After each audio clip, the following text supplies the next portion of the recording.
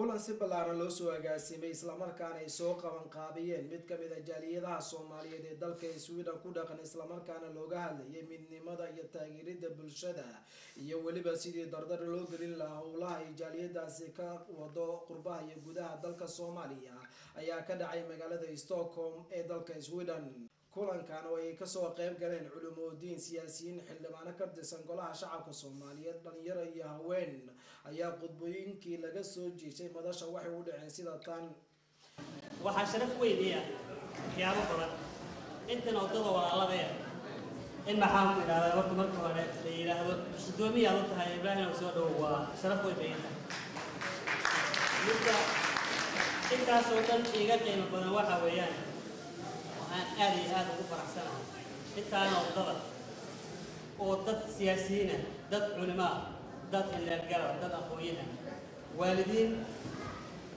maxaan ku raacay dhalinyaro dad shaqo haystay iyo dad waxba haystay meelo kala duwan uga yimid inay barnaamijkan iyo mowduucan ka qayb galaan aad iyo aad baan uga mahadcelinayaa dhammaantiin laakiin macnaheedu waxa weeye dadka meeshaas ku yimid ama reer ha ahaadeen qoys gaar ama Soomaali oo dhan ha ahaadeen inay maaragtay wixii ay qabsan karaan oo dadka kale walaalooda waxba yeelay inay qabsadaan marka hadda waxa isku timaadeen maaha qaran dumis waa qaran dhisid weeye ina ilmihiina midnimadeeda ka shaqeysaan ina idinku midnimadeeda ka shaqeysaan ina horumarkiina ka shaqeysaan jaaliyada hadda soo diyaarisay fadhigaana nimanka dhalinyarada oo arrintan soo qabtay waxaan leedahay garab la siiyo faa'iido badan baa ku jirta maanta oo dhan culimadu waxay ka hadlayeen ama aqoon-yahaniinta Sheekh Axmed iyo wadaadka iyo Sheekh Maxamed ka hadda ugu dambeeyay nimanka kale aqoon-yahaniinta oo hadlay maanta oo dhan midnimo bay ka hadlayeen maanta waxaan isku imaaday jaaliyada faqadna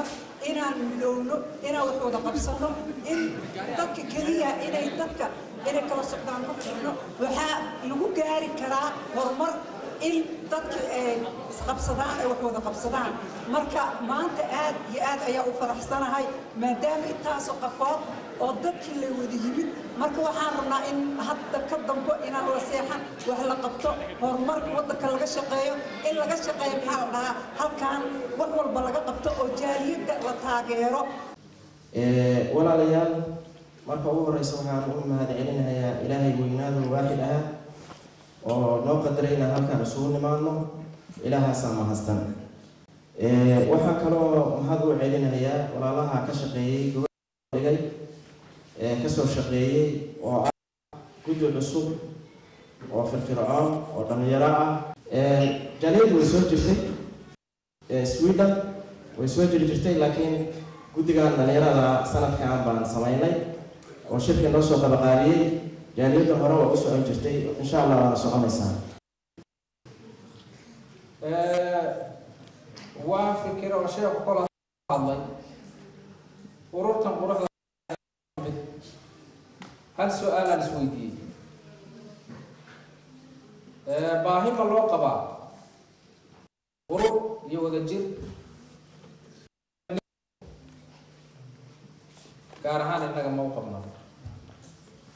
isku soo duubo jaaliyada ayaa waxay sheegtay inay wax qabad muuqda qaban doonto iyadoo gudoomiyaha jaaliyadan Ibrahim uu ii sheegay inay howlo culus hor yaalaan isla markaana ka shaqeyn doonaan sidii dadka ku aftirsada iyo guud ahaanba dadka Soomaaliyeed ugu qaban lahaayeen wixii karaankooda Maxamed Yaasin Xaaji TV-ga caalamiga ee Kalsan magaalada Stockholm dalka Sweden.